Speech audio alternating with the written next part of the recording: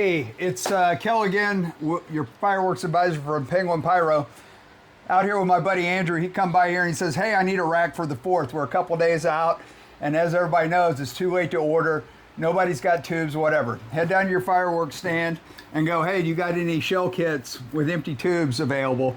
And if they say no, go to the next stand, because any reputable stand would always be shooting fireworks, so they should have plenty of shell kits available. Sometimes they'll charge you $1 for them, but most of the time they just give them away for free.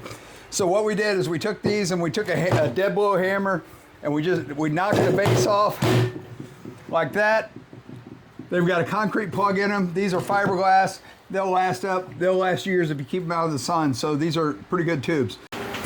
Okay, so we've got all the bases knocked off these, and what we're gonna do, I'm gonna put eight shells in a rack, and why I do that is so, you know, as time goes by and you're doing your poor man's racks and you keep collecting tubes, you can do 3 of these and do a fan effect and do a whole kit in one rack. What we want to do is measure end to end on the tubes. We're right at about 17.5. We'll probably go closer to 18 just to give it some wiggle room in there so these things are not all snugged up. Okay, so what we did is we laid this out. We figured out that this was at about 17.5 inches. This is a 2x3 pine. Interior stud is what they're called. You can get them at Home Depot. I think Home Depot's got the best ones out there. Cut 2 12-inch for our inboards, and these are going to go together like this. Okay, that's going to be the basis of our rack, and then we went to 20.5 and cut our rails.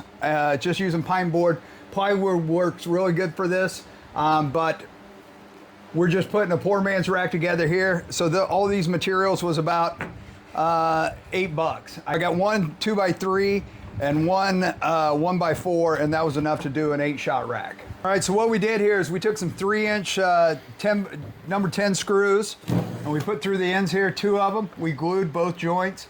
We got this down. This is our basic shape, and it looks like everything's going to fit in there. So what we're going to do is put our rails on. Like I said, plywood works really good for this, but if we're in a hurry, you can use a 1x4. And keep in mind, this is a last minute rack, so we don't have time to put spacers in and all that stuff, and I know I'm gonna get some criticism over that. So what we do here is just lay this on here and make sure it's everything there. I went ahead and checked to make sure it was square, and then we're just gonna glue this. We'll drill it and then put it in with these number 10 1 3/4 inch. I like the Power Pro, but we're gonna put the rails on the bottom, and then we'll come up and get the top and make sure everything's square. So I got my board pre-drilled here. I'm just gonna put 1 screw in each bottom here. And what that's gonna do is that's gonna secure it down there until I can square this thing up. You don't wanna put your whole bottom rail in and then find out that you're off on the top. So this will secure the bottom, then I'm gonna flip it around here and get my top rail, and it's gonna go right at the top, and then you can see I need to move these in a little bit, and it gives me a little bit of wiggle room to get that lined up.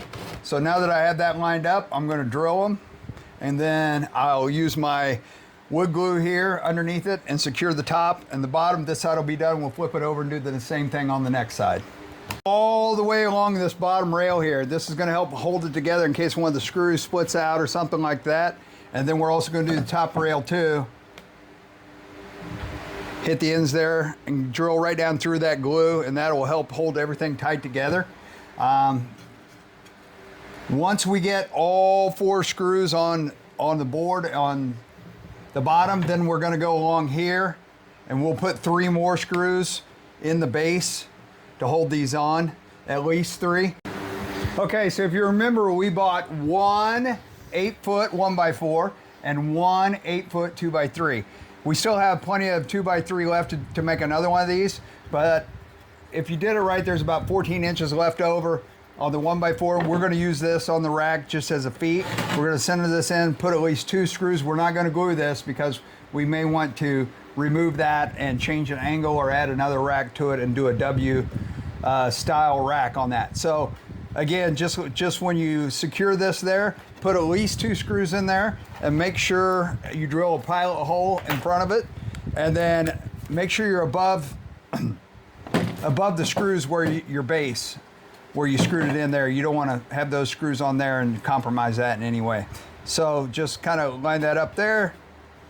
Put your two pilot holes in there.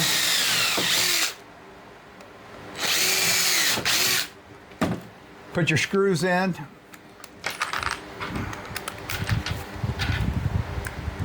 And Andrew here will be ready to rock the block. You know it. We'll load these tubes in here and show you what everything looks like. Andrew, if you want to go ahead and start putting those in there. I think we're about done here.